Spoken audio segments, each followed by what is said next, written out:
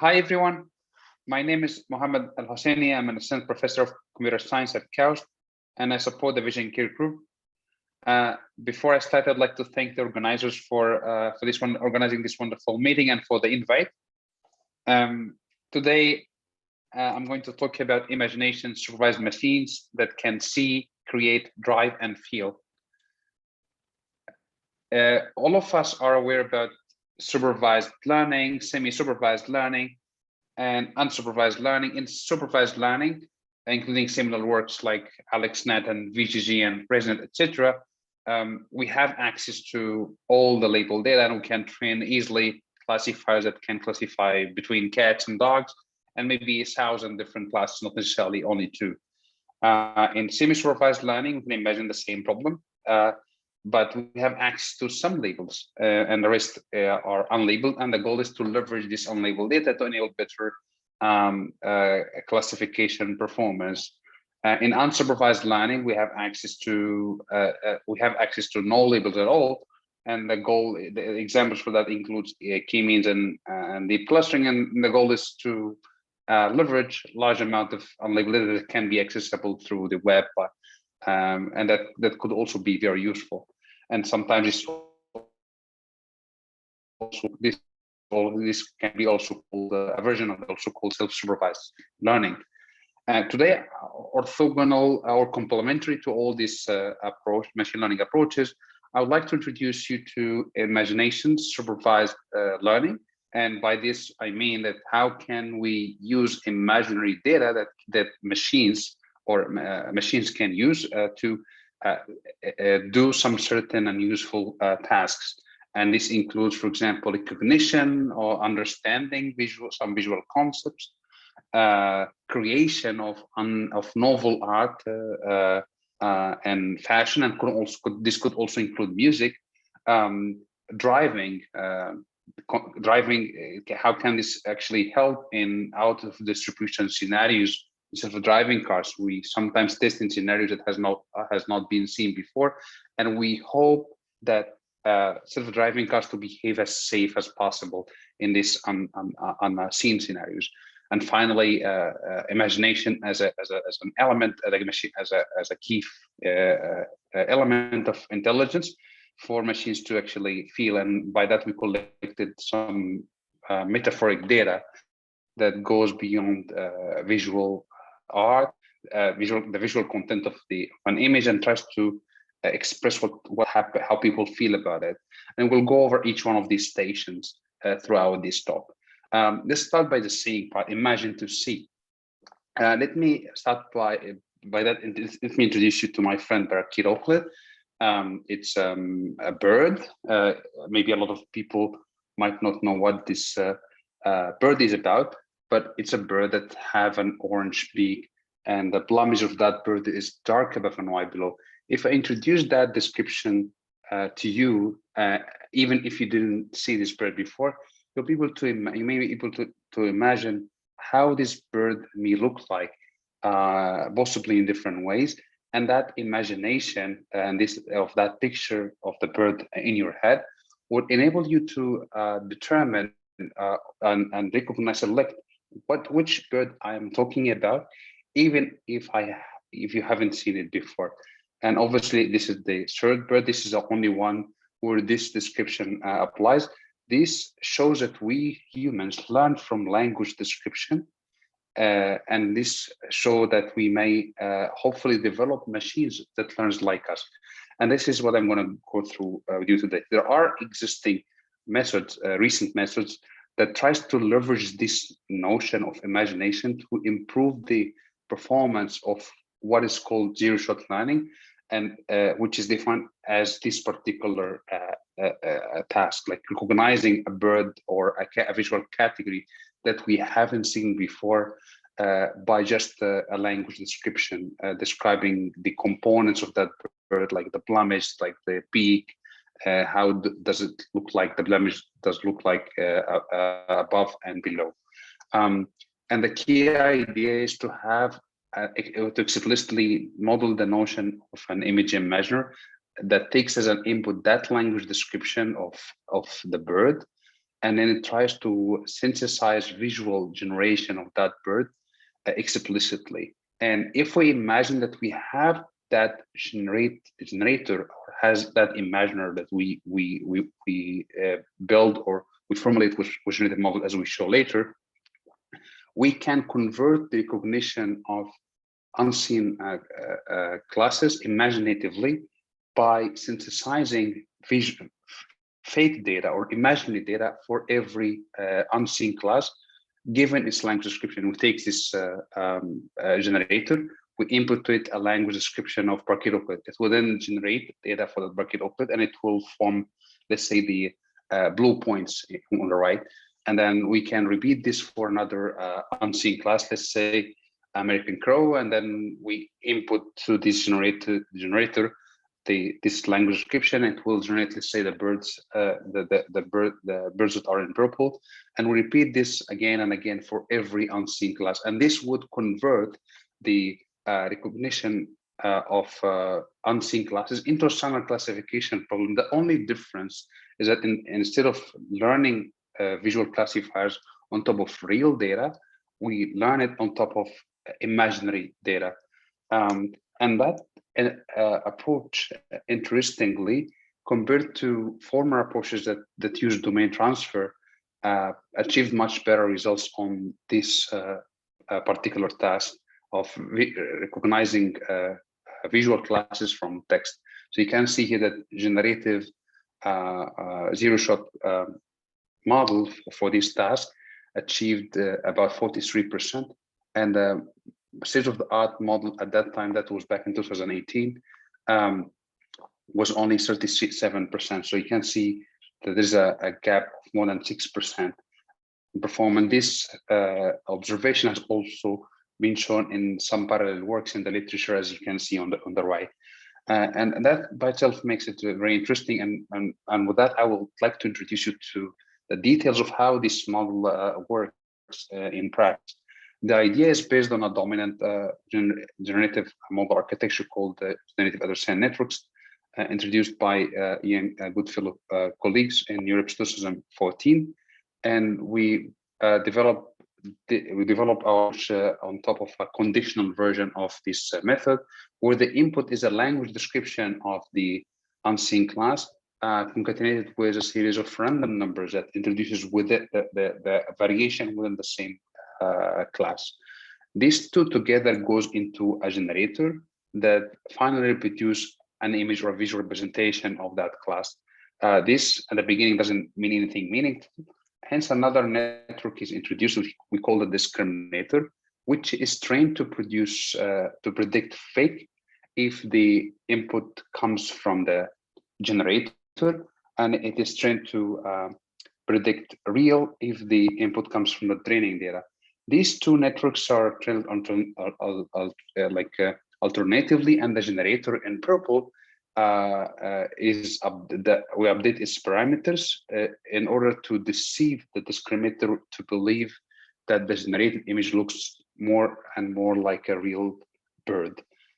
So it's hence the notion of adversarial training. So these two networks are trained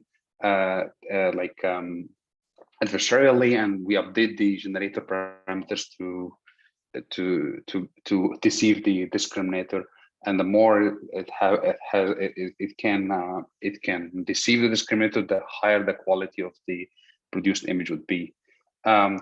Since we are talking here about a classification problem, we added an additional twist to the standard GAN model by also adding an additional head to predict the scene class. So let's say, for example, we input the parakeet auklet is a small bird that has an orange beak and the plumage is dark above and white below. We produce visual representation of that class.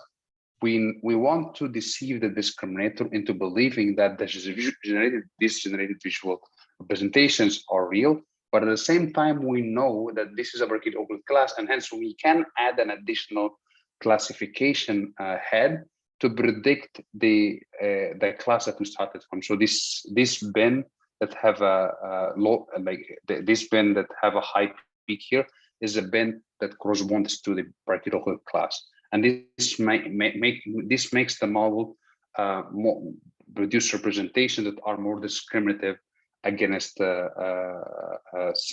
against other scene classes. So it will be more a better representation that can distinguish between all these different classes.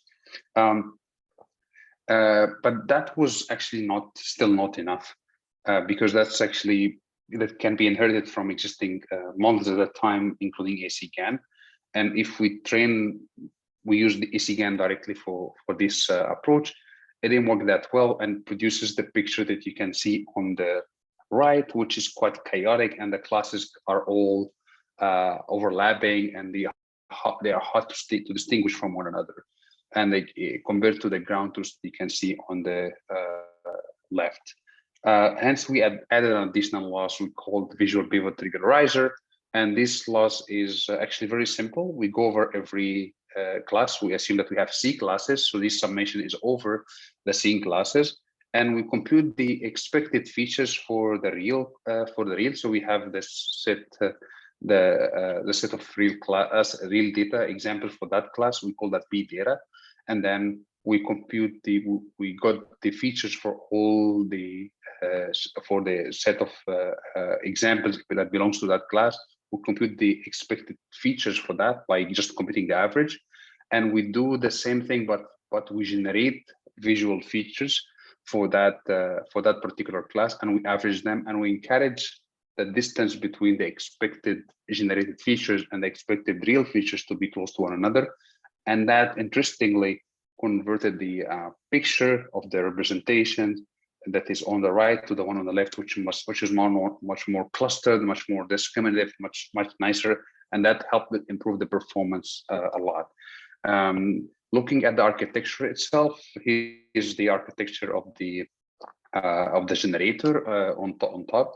It takes as an input the text, and you can observe here that there's before we concatenate the Z vector with the language description, there is one fully connected layer, and the goal of that layer is to suppress the noise. So, for example, in this case, we represent the language description by TF, IDF representation, term frequency, inverted document frequency, which is basically a histogram of the words that appears in this language description, weighted by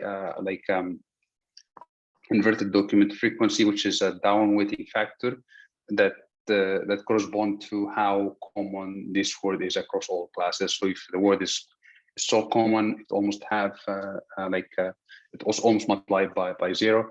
If it's distinguishable, it's more unique to particular class versus others, it will have high values, and then hence it focuses more on terms that are more discriminative. Additional layer here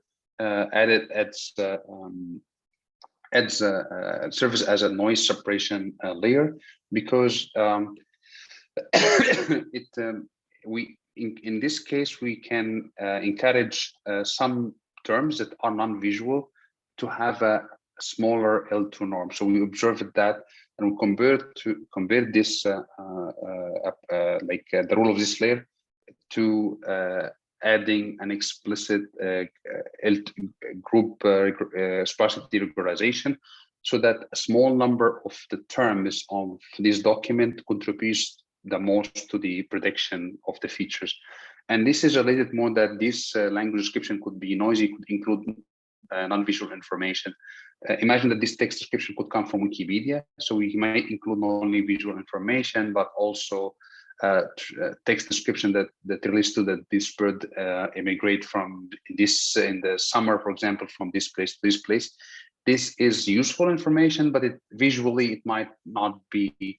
It might introduce unnecessary noise to the task, and hence this layer serves as a noise suppression procedure on top of this text description.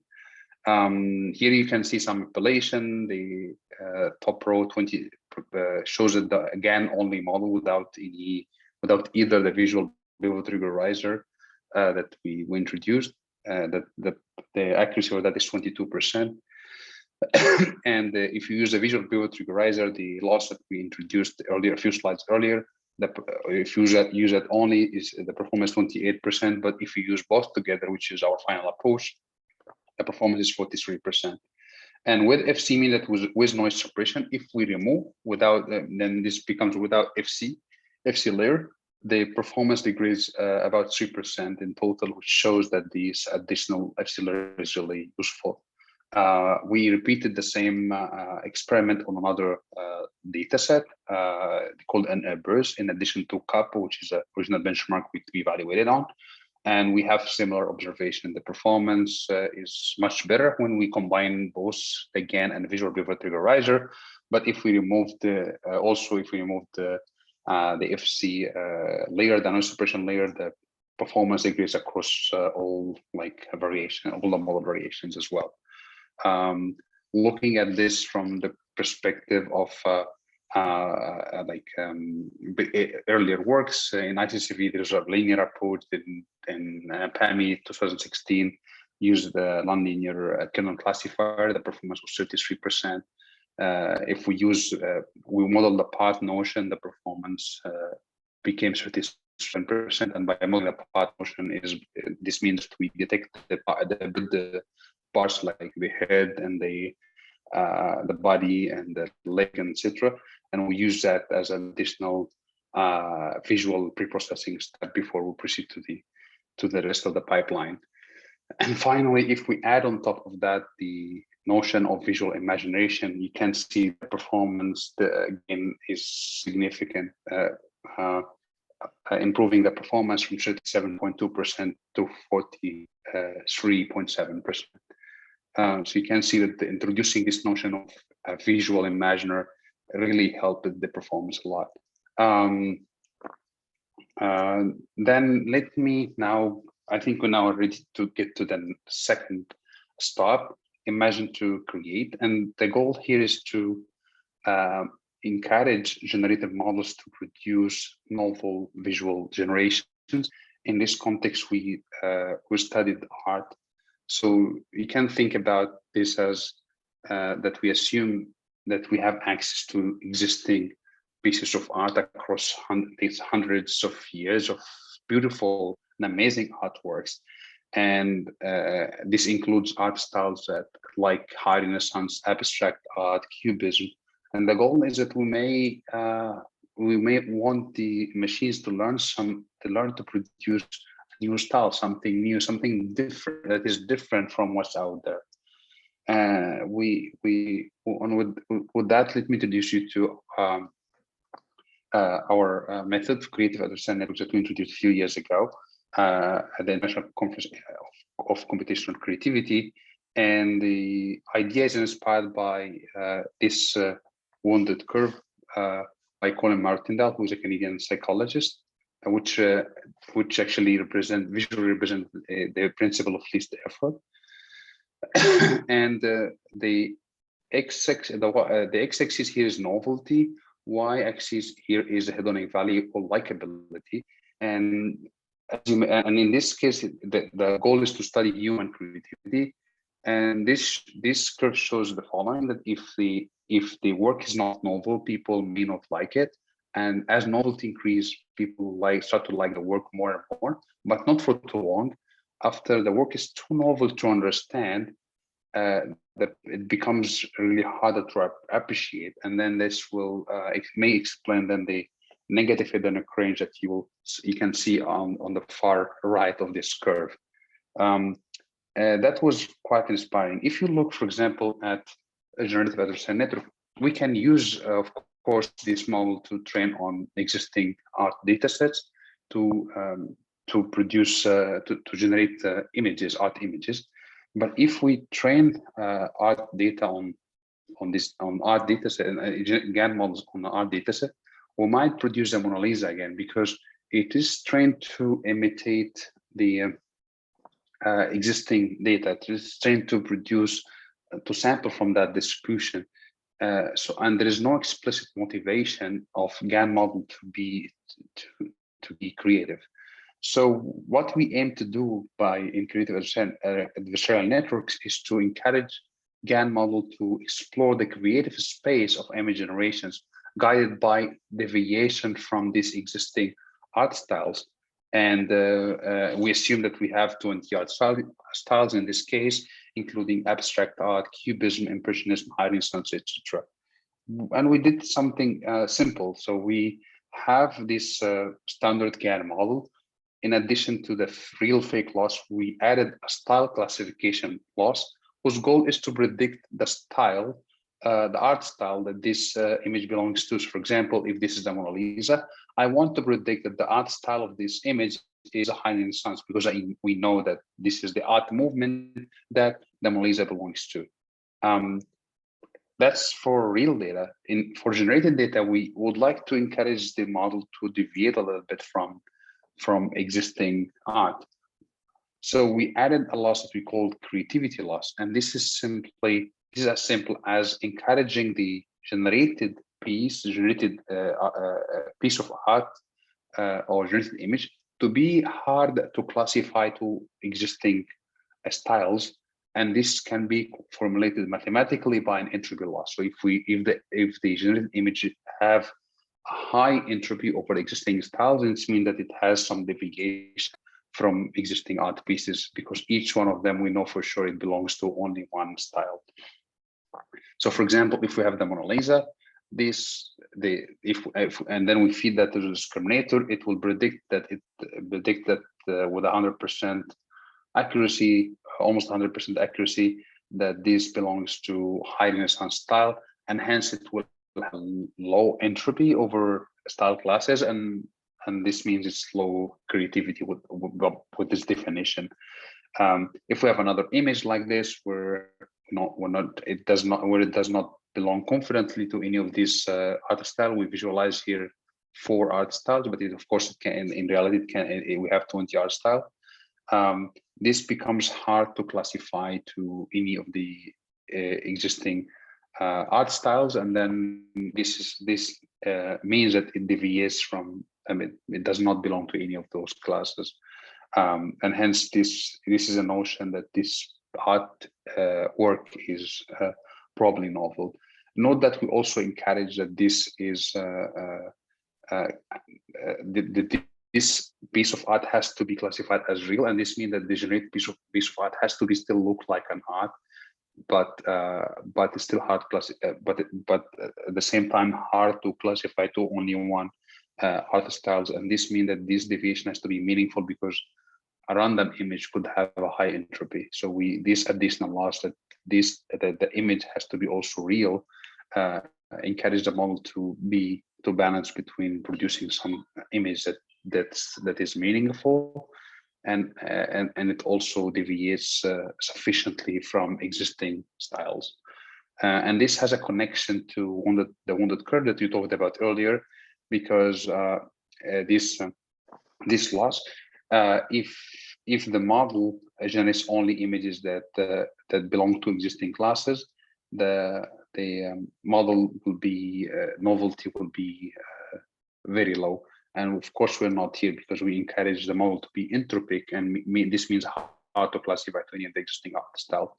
But at the same time, since we are encouraging the model to be entropic, this means that the generated art would be more like a combination of existing styles rather than completely new thing, which would be harder to connect to existing styles. And hence we are trying to model that careful deviation, that we want to produce some piece of art that is that is novel, but it's not too novel to understand. We can, of course, for example, have this creative class as an additional class, K+1, if you have K art styles, but this will make it more like a model that encourages the generated pieces of art to be unrelated at all to existing pieces of art, and this might lead to a model that fall into that negative hedonic range.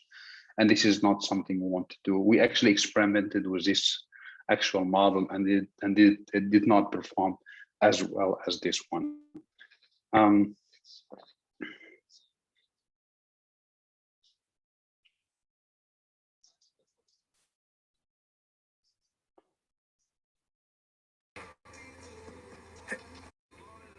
It's really cool. So who painted it? A machine. It's actually the first work of art made by AI to be sold at Sotheby's. Sorry, I'm late, Dana. I got caught up. So this and this video is shows one of the generated pieces of art by our model that was featured in the HBO Silicon Valley TV series, and the remaining images on the right shows also a variation of these generated pieces, and the work has been been also featured in major media like journals, like including and magazines, including MIT Technology Review, New Scientist Magazine, etc. And we also extended later this work for fashion, and we'll have to think on extending this idea to the fashion domain. And it's actually similar, but here extended creativity not only on the texture but also on the shapes. You can see, for example, this pants, which it's not an existing shape in the training set, but the training set has pants and t-shirts, and I'm always capable of more of combining these two, pants and t-shirts, to produce these new concepts of pants with sleeves. And some of the professional fashion designer that we worked with found that it could be inspiring, it could be creative and tools to professionals, and it could be helpful to important application like fashion, which impacts our everyday life. Let me now introduce something that binds these two together, and with this, I want to creativity inspired zero-shot learning. It's a work that relates to recognition of unseen classes, but it's inspired by the creativity concept we just introduced. This work actually appeared at ICCV 2019. And with this week, you can see his picture is very similar to the wounded curve we presented earlier, but this is a wounded curve for zero-shot learning, for understanding unseen classes. And if you look at this, and if you look at the x-axis as basically deviation from the generative zero-shot learning method and its ability to produce seen classes. So the more the generative zero-shot learning model is capable of producing seen classes, produce generation of unseen classes overlaps with similar seen classes, the worse its performance. Because in this case, if I intend to produce generations for crested auklet, and I know that crested auklet is very similar to brachial auklet, both of them have orange beaks, both of them have plumages that are dark above and white below, but the crested auklet bird has a crested feather that comes from the top of the head. If the model is confused between these two, it will tend to produce generations that are very similar to brachial auklet.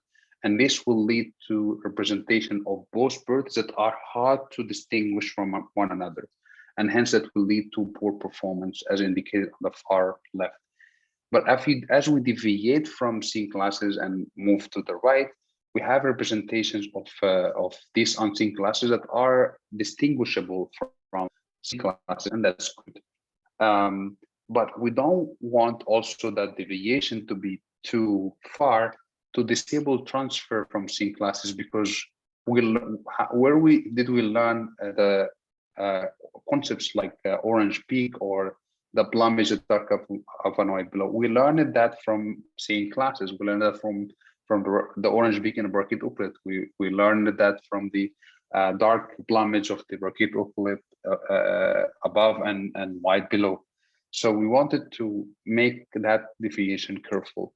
And the idea is actually pretty similar to creative adversarial networks. In this case, what we did is that we combined two seen classes, TE and TB, and we used this to hallucinate a language description of an unseen class by a simple interpolation that is uniformly sampled with alpha between 0.2 and 0.8.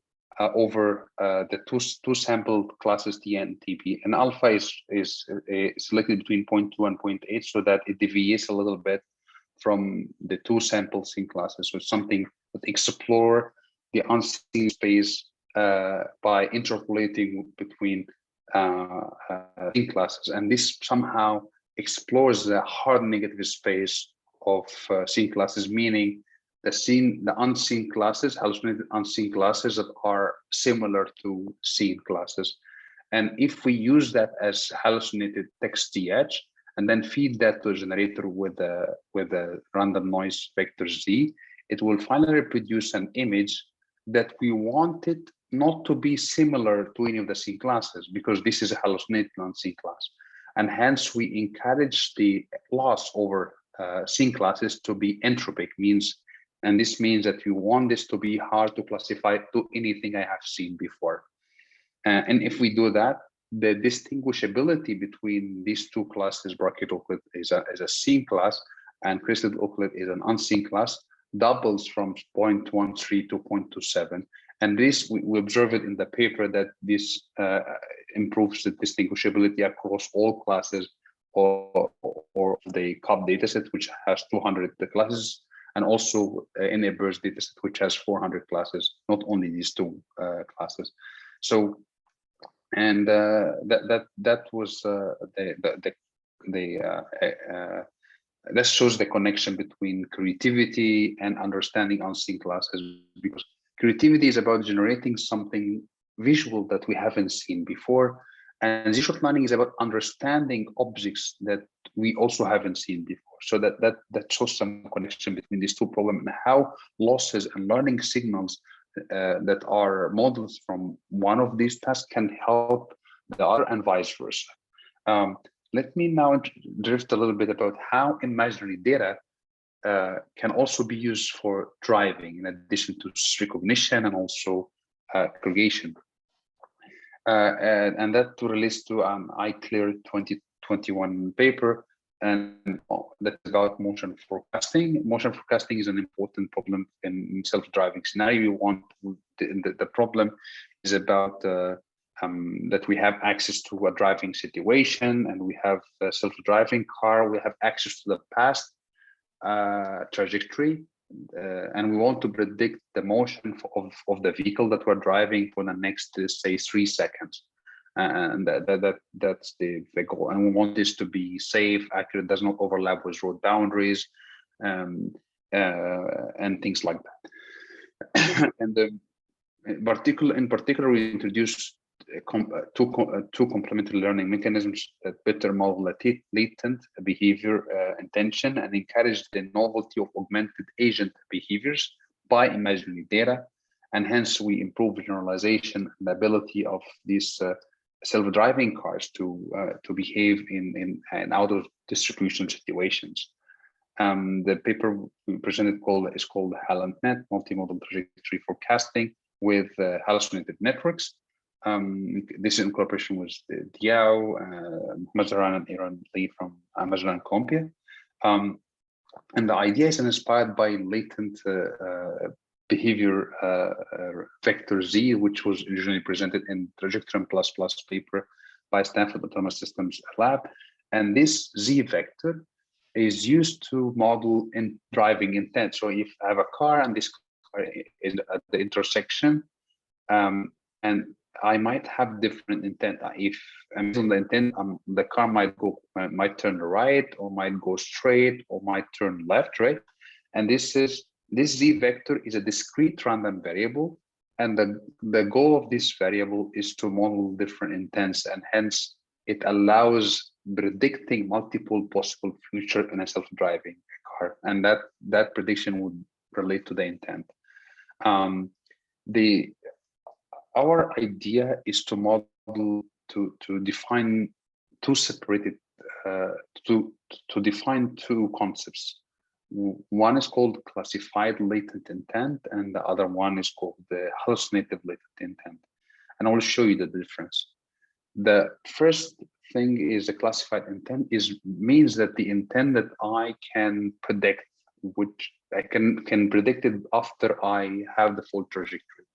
So let's say I have a Z vector, I have a current driving situation X, I have the map information M, and I specify that my latent intent is latent intent number 1. And let's assume for simplicity we have 10 driving intents. So I will have intent number 1, and I would predict the full trajectory of the car with intent number 1.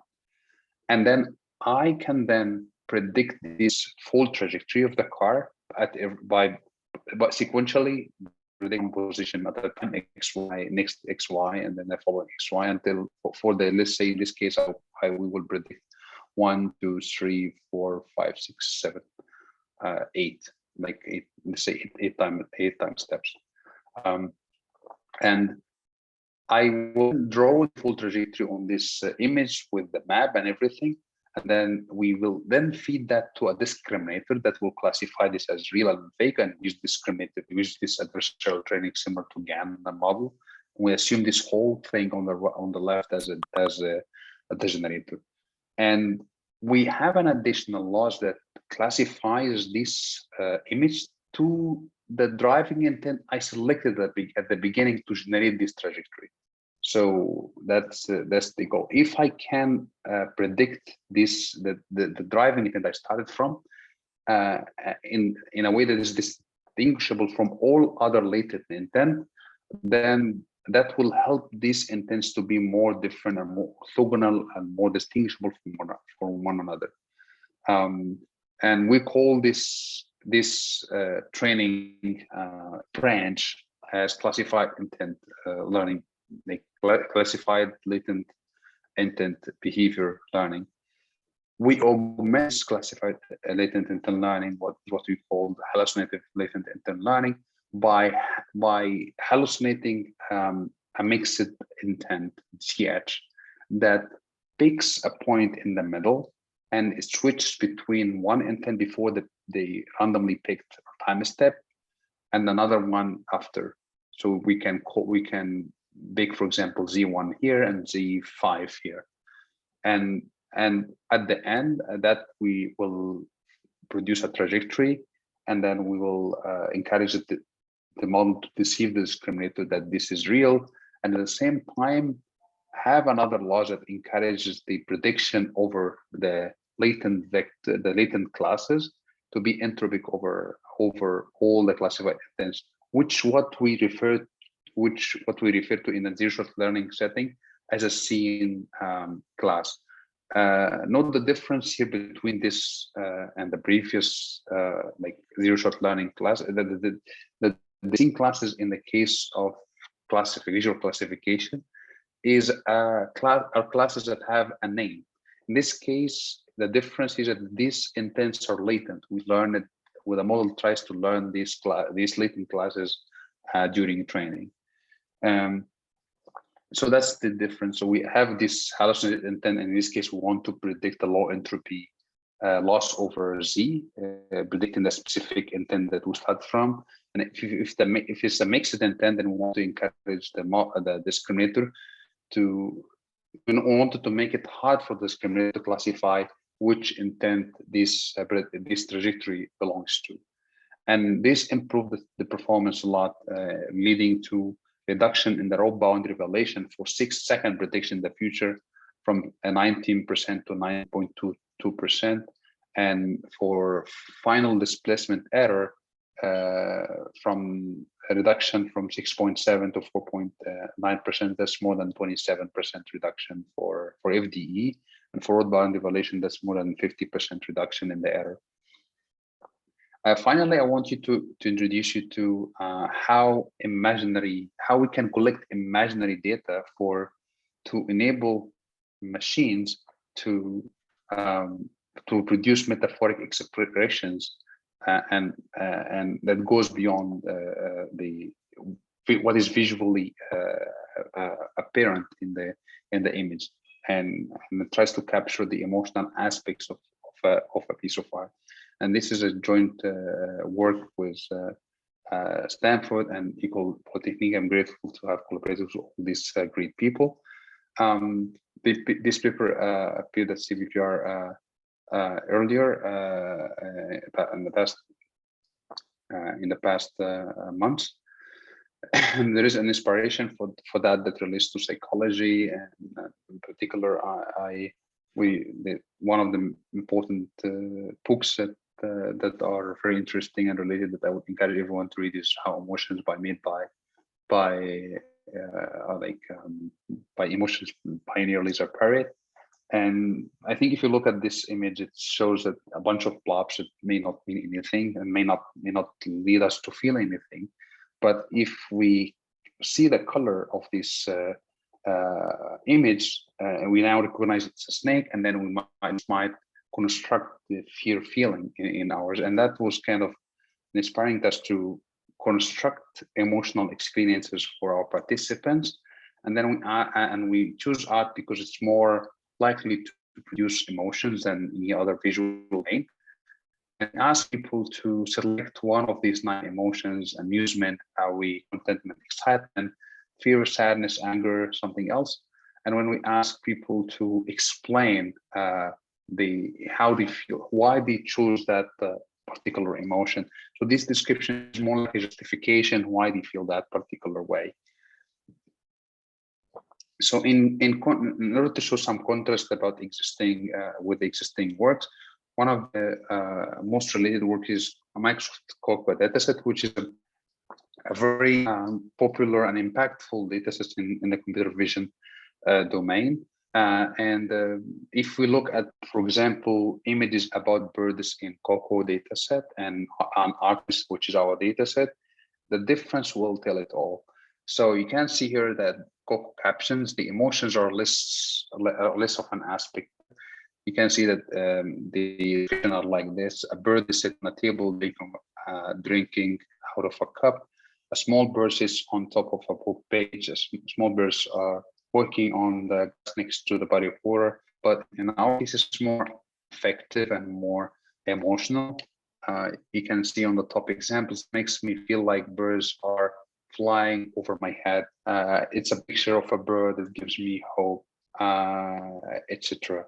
So, this dataset has more than 455,000 occurrences, and you can find it downloadable and on the dataset website on artemisdataset.org. The way we collected this set is something that we iterated a lot on, and you can see here how we collected this. So we give this piece of art, for example, we give this emotion with combined with these faces, which helps people to self-identify their emotion in a better way.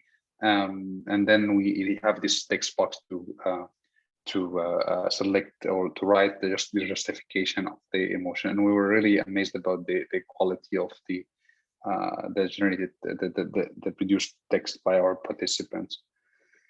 This is, for example, a histogram over the emotions. So you can see that most of the annotations, we have more amusement, contentment, excitement, more positive emotion than, let's say, negative emotion, including anger, disgust, fear, sadness, and something else means that people don't feel anything. So, but still, most of the annotations are people have some feeling, whether it's positive or negative. This shows some of the preliminary results that we should see. In this case, we have as an input a model. We have a model that takes as an input this image and then an emotion, and then we'll finally want to produce an emotional caption like that. We did not, I would say, the focus for this work was to introduce a new dataset. So, but in terms of modeling, we used existing models with small small modifications to include the additional emotion label, but no much difference in terms of modeling compared to existing art. And the focus was to construct this data set, and to hopefully, with the hope that it may enable future research in this space. One thing I also want to introduce is that there's a connection between all these three: imagining to see, imagining to create, and imagining to feel. If we look at the generative aspects of art, and well, that let me introduce you to imaginative walk, which is a new loss function that uses random walks to improve learning representation of unseen or unseen concepts, and this could be used for either zero-shot learning or for generating unseen art or novel art. And the idea is to have a loss function that operates at the mini patch level, where these C1, C2, C3 represents scene classes or art styles. And the idea is to formulate a random walk class that starts from the center of each one of these scene classes, and then go for a random walk, and then go for random walk through the gray points. And these gray points are hallucinated unseen generations. And we want these hallucinated unseen generations to be in such a way that such random walks is landing in a place that is hard to classify to any of these classes. So no matter which class we start from, if we went through the imaginary data, it should be hard for us to land in any of the starting classes. The details of that formulation in mathematics can be found in the paper that you can find on arXiv. But this is the main idea, and you can see that this same loss can be used to improve understanding unseen classes, and you can see that by the improvement from compared to CESL, which is the earlier paper we talked about here, from where the seen unseen accuracy improved from 11.9, for example, to 13.66, and also you can see improvement in other data tests as well, as you see in the paper. This also shows how the symbols can be used to generate the novel art images, as compared to, you can see the examples seen on the right, and you can compare that to the earlier version. You can see that more images are more realistic, and they include like nature and landscape, include people. The earlier versions was mostly abstract, so, and you can see that there is also improvement in the quality between these two. One other thing that we tried that we also tried to study the constructed emotions of generated pieces. So the difference here is that in Artemis we collected emotion data for real art. We wanted to study the same thing, but for art that are generated by machines, and we found that actually most of the generated art pieces, people have some feeling towards it, and then only 8.7% of the people found that they don't feel anything, or confused, they feel nothing. This means that the quality of the generated art seems to be still have some meaning towards people. And here we can also show how this our proposed loss can compare to CAN loss that we presented earlier, that we have ratings on all these paintings from 1 to 5 that we collected from people, and you can see that the random walk loss, which is not donated here by RW, have much more rating 4 and 5 compared to baselines, and has much less, I would say, dislike ratings like 1 and 2 compared to baselines. This may show that it improves the performance. Another aspect that relates to wounded curve that appeared multiple times in this talk is that we tried to reconstruct the wounded curve by representing every model here by a point. And for each one of these models, we have a set of images that are generated by each one of these models. And the x-axis here is the average nearest neighbor distance from the training data.